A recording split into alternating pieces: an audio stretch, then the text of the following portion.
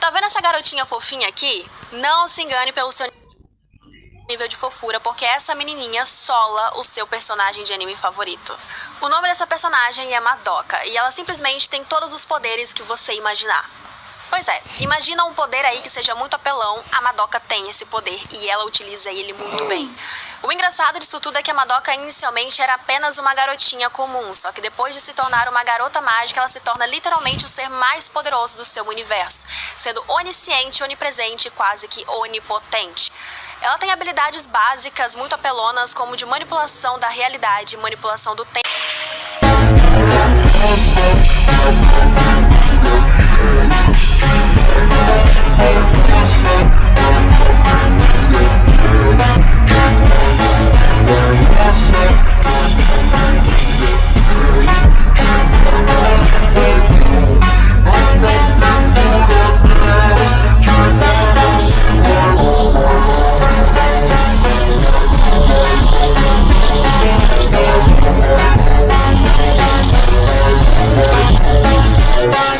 Yeah.